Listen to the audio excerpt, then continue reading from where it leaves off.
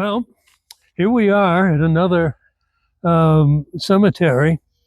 This one is behind us, and you can see it.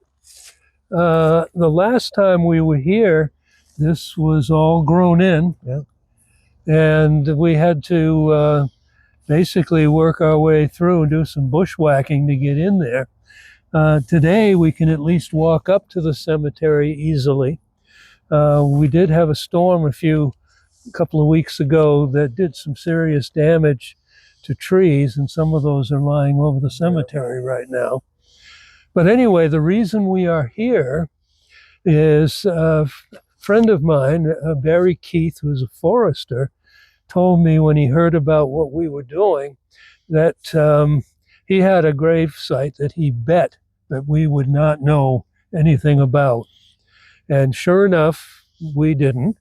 And we had quite a time, and I'll let Bill talk about that more, but quite a time finding out about the person that we're visiting here. This is a pauper cemetery. Yes, absolutely. And it, basically I have an interesting list here. We have gone to some other pauper cemeteries, and we will be visiting one or two of those. But just to give you an idea what could get you into one, your political point of view, jealousy, that's a different one, religion, bad habits. Oh, well. You could be in trouble, Bill. I know. Speak for yourself. Masturbation, we won't get into that one. Domestic trouble. And believe it, novel reading. Yes, well, we're done. We're in trouble. But that's just to name a few. But it tended to be people that, and some were criminals or had committed crimes. But basically they were people who didn't have the means or the influence to be put into the normal cemeteries. The man we're visiting here is, believe it or not, a Crow Indian. And I guess this is what really captured our imagination, is how did he get here? So let's go take a look. I want to walk by. Yeah, well.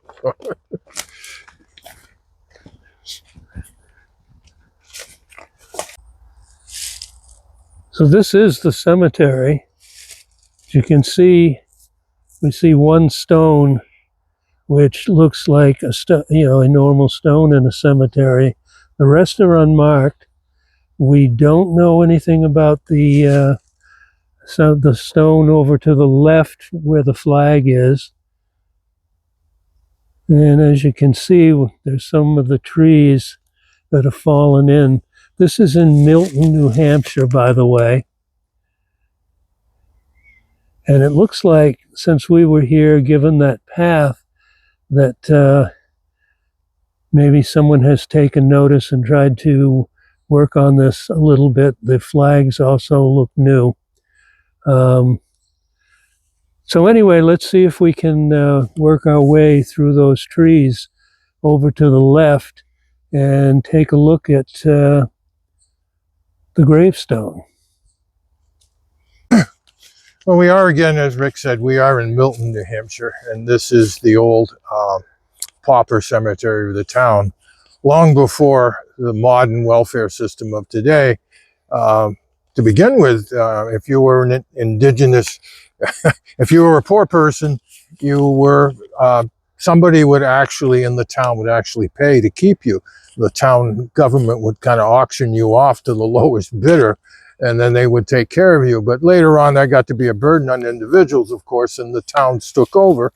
And then eventually the counties took over from the towns. And just about every town large enough in the state of New Hampshire and all of New England had poor farms or pauper houses. Yep. And that was true of Milton. And this is where we are today. And that system of the poor farm lasted a long time. And today, even in New Hampshire, most counties still have a rest home facility, and of course the county jail, and those are all outgrowths of the old pauper system.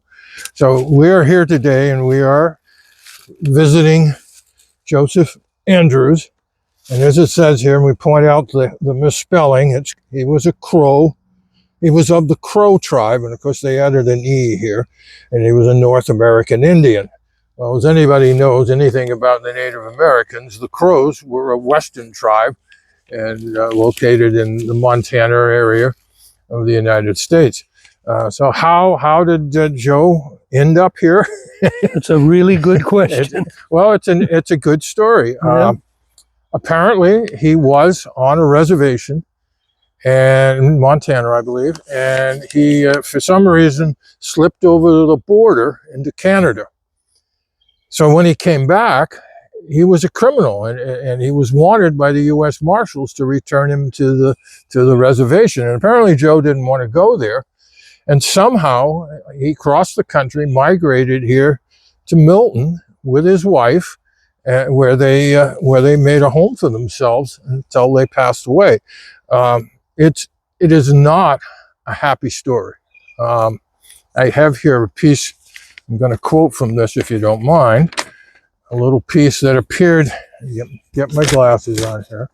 A little piece that appeared in the newspaper was actually Joe's obituary. And this was from the 1938 July 29th edition of the Dover newspaper. And it says, Indian Joe, former resident, kin of Sitting Bull, dead, was the headline. Something of the glamour and traditions of the region are stirred with the announcement of the death of Indian Joe Andrews, which occurred at the Stratford County Hospital at Cocheco last Saturday.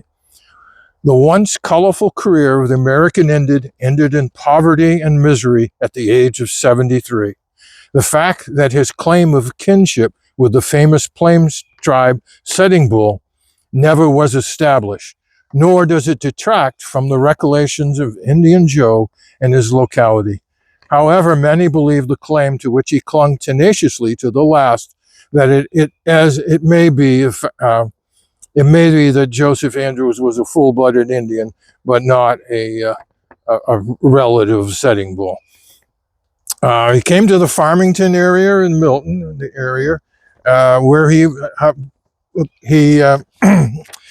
employed himself. He was self-employed, as the article said, as a basket maker, a grass weaver, maker of porch and rustic lawn furniture. He had a son and a daughter, both whom we remembered. The boy died of tuberculosis before arriving at his majority, and the girl tragically flung herself in front of the White Mountain Express at the grade crossing just north of Milton Village several years ago. The tragedy was fatal, and Joe became the lone wolf, or turnip, who sought to rival the glory of his predecessor, the late mountain lion. He hailed from Canada. He claimed to have been outlawed by the government because of his migration from the reservation. Another chapter in the history of the American Indian is closed. He died tame, subdued by the want and sickness, but he was born wild and lived half wild, for he was governed by nature, often displayed an uncanny sense in forecasting and solving mysteries that brought him frequent customers. So it is quite a sad story. What an interesting one. How did you, we first heard about this. We really had a hard time finding any information. So basically, you're the one that tracked this down. How did you do that? Originally, I reached out to the Historical Society, and I didn't get a response. Either nobody knew or I didn't get a response to my emails. And I knew a fellow that lived down here in Tebow, and who actually is the owner of Tebow Garage, the Model A garage here that's quite well known. And I reached out to him, and he said, well, he didn't know, but he knew somebody that did. And I was able to get in touch with a gentleman who found two ladies from the library. And they tracked him down, and they actually found the piece from the Dover newspaper. So it was quite an interesting, how it all spun out there to find out about him, because surprisingly, and you would guess, not many people know that there is a Native American Crow Indian here that's buried here in Milton. No, no, interesting story, and I hope he rests in peace. Absolutely. So we will say a final farewell to Joseph Andrews. Here's a more close-up view of his grave. And as we look around, you can see some of these other graves, but none of them are marked. And I don't know, we haven't actually counted them. Maybe we should, because they all were individuals, just like we are today. But this is where they found their final resting place here in Milton.